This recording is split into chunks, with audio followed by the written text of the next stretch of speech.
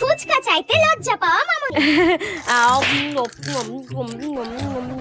দিদি 10 টাকার হয়ে গেছে। কাকু তুমি 10 টাকার কটা দিলে? 4টে।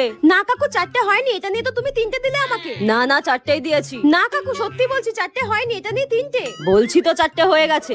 ই বাবা, আশেপাশের লোকগুলো আমার দিকে তাকিয়ে আছে আর আমি ফুচকা নিয়ে ঝামেলা করছি। ঠিক আছে আর দিতে হবে না।